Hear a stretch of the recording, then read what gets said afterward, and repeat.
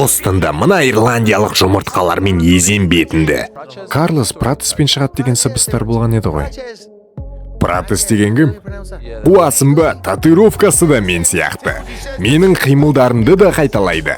Исламмен бізде ерегіс бар. Көтінді қыз мен сөйлеп тұрғанда. Көтінді қыз мен сөйлеп тұрғанда. Мен саған соққыларды жаудырамын, брат. Мен бұны біліп тұрмын. Қанша ақшаға лайықпын сеніңше? Сені ең мықты боксерлармен салыстырсақ, онда 60-75 миллион доллар менімше. Мысалға, Джек Пол осыны айтты. Иә, достар, Конор Макгрегор көп нәрсе айтып кетті. Ислам Махачевті шақырды, Гейджиді, Ингериді де барлығын шақырып шықты. Жартылай орта салмақта. Макс Холлоуеймен пресс-конференциясын сұхбатын ерегестерін барлығын менің телеграм арнамнан көре аласыңдар, сілтемесі осы бейненің төменгі жағында. Ал осы жақта Ариэль Хеливанимен сұхбатын тыңдаймыз, ол да өте қызықты. Оның болашағы және де қандай қиындықтан өтті, кіммен шығады, қай жаққа кетеді UFC-ден кейін барлығын айтқан болатын. Гонорарын да айтып кеткен. Сондықтан соңына дейін тыңдаңдар. Өте қызықты болады. Ал біз бастаймыз. Сендермен бірге Сулайде арнасы, мен Иманғали. Арнаға тіркелуді ұмытпаңдар. Болашақта талай қызықты сұхбаттар және де видеолар болады. Біз бастаймыз. Ол 5 жыл бойы жекпе-жекке шықпады, бірақ 12 шілдеде UFC 329-да шығады. Спорт әлеміндегі аңыз адам Конор Макгрегорды қарсы алынды. Қалай жағдай? Жаңа студия салып алыпсың ғой, керемет, маған ұнап тұр. Қазір мен бұл жаққа өз көркімді қосамын. Бір шулатайық, Жағдайың қалай, бірінші осыны айтсан. Мен толықтай дайынмын, осы жекпе-жекті күтудемін. Мансабымды қолға алдым, қысқасы. Неге оралдың қайта ММА-ға? Мотивацияны қайдан аласың? Өмірді сезіну үшін, жарысу үшін төбелесемін. Ойына болды, бұл соңғы жекпе-жек Пориемен болды қоямын деген ойы келіп пе еді? Жоқ, оралатынымды білдім. Бұл спортқа до конца барғандар жеңеді. Және мен дәл сондаймын, оралдым. 2 жыл бұрын сен Майкл Чендлермен шығуың керек еді, сосын шыға алмадың және сол сәтте көптеген жанкүйерлер сенің оралатынына сенбегендерін айтты. Расымен шығатын кезде оятындаршы дегендей, осыған дейін сен бірде-бір ұшпаған едің бойдан. Бұл алғашқы рет болды, бұған ашуланасың ба? Болған іс болды, мен бірнеше жыл төбелеспедім. Адамдар ойына келгенін жазады ғой. Бұған назар да аудармаймын. Басым бұған толы болмауы қажет. Өз жолымен өз мақсатыма барамын. Бұдан сабақ алдым. Ол кезде зейінім жетпеді дайындыққа. Әзір бәрін қолға алдым, және мен тек қызып жатқандаймын бұл ойында. Енді бастап жатырмын.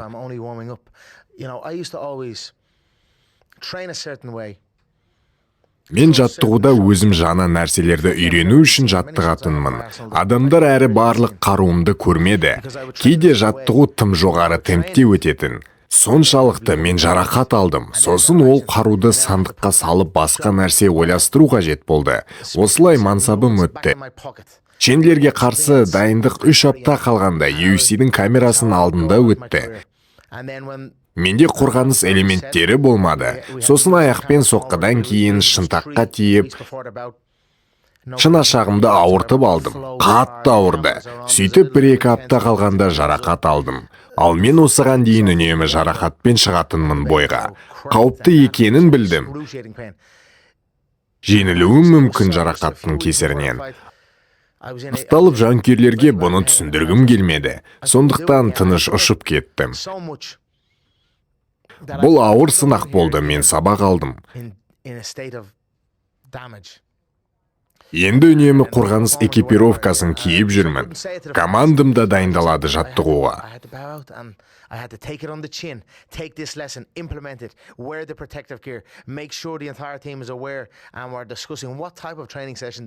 Мен баяғыдай бос уақыт өткізбеймін. Осы жолы бәрі ойдағыдай. 12 шілдеде Макс менің әлде қайда әлсіз екенін дәлелдеймін. Сонда да неге соншама уақыт қайта орала алмадың? Менде сұмдық жарақат болды ғой.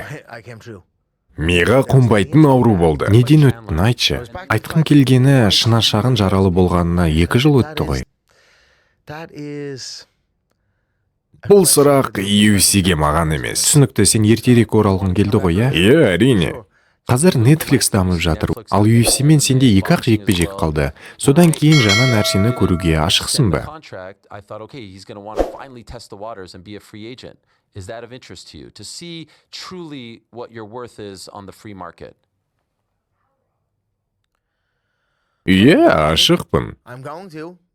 Саған олар шілдеде женсен, ақшалы келісім шарт ұсынса, соңғы жекпе-жегінен бұрын қол қоясың ба?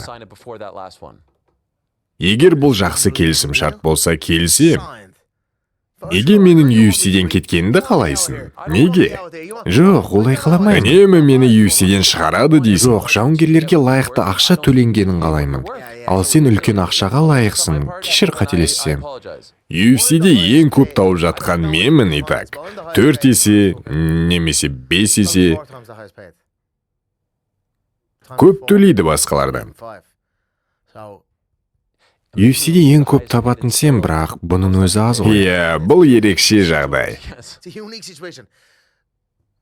Қанша ақшаға лайықпын сеніңше? Сені ең мықты боксерлармен салыстырсақ, онда 60-75 миллион доллар менімше.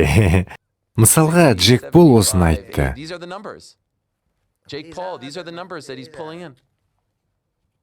Сенің ойынша бұл рас па? Расымен ойлайсың ба? Мен оған сенемін. Мен ол раскруткаға қанша кетіретінін білемін. Сол үшін көреміз не болатын. Әзірге мен UFC-дің жауынгерімін. Кеше ғана Ақ үйде керемет карт өткізген. Жақын арада Конор оралады. Жұмыс істейміз. Неге Холлоуэйді таңдадың? Неге ол? UFC-дің таңдауы бұл. BMF белбеуі үшін жасай алмадық.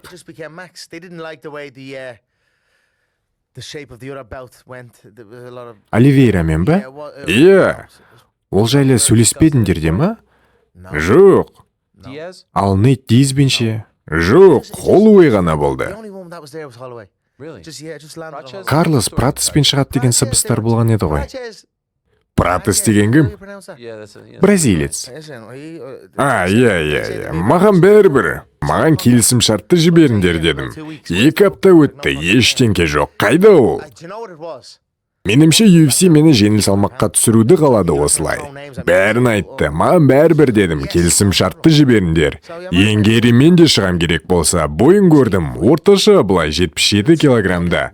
Бәрібір қазір мен 77 килограмда шығам.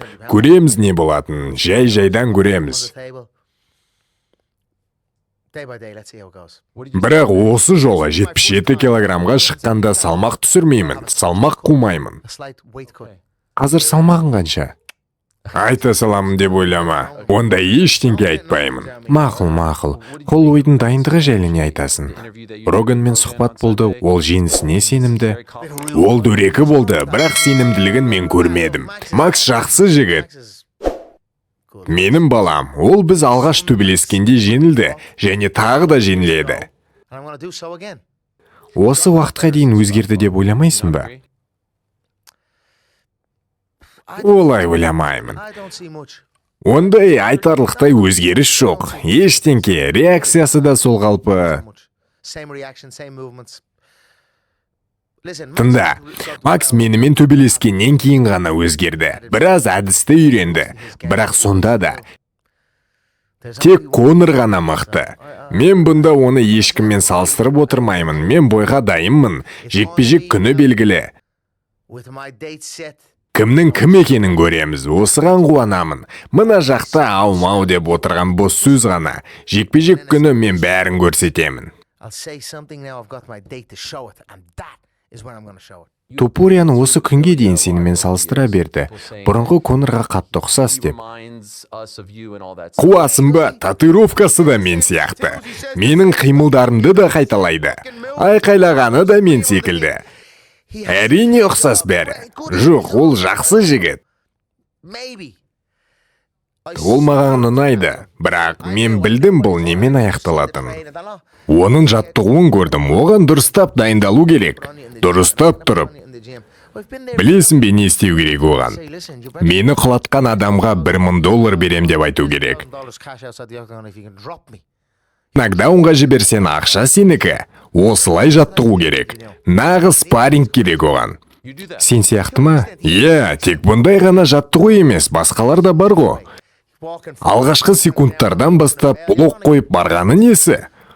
Ол табанын толықтай қоймады октагонға. Ол жан-жақты жауынгер емес. Ол мықты, бірақ жұмыс жасау керек.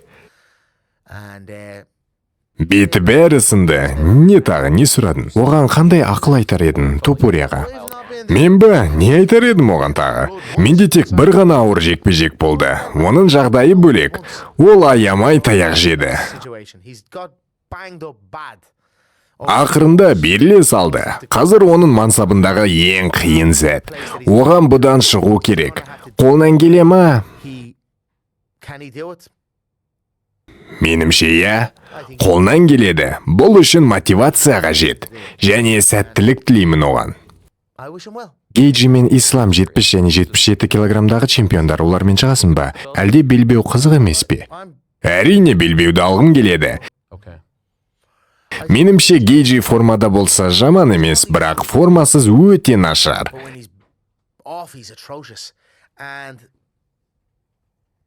Және мен онымен баяғыда шыққым келген. Оны оңай жеңемін. Исламмен бізде ерегіс бар. Ол Геримен шығады, менімен бірге жаттыққан. Қуана шығамын, екі бойға да дайынмын. Сұхбат ұнады ма жоқ па, комментарияға өз ойынды жаз. Кет Конордың оралуын күтсең, сенде лайк бас. Сенмен болған Мен Монғолия арнаға тіркелуге ұмытпа, солай де UFC арнасына қошаман. Сау бол.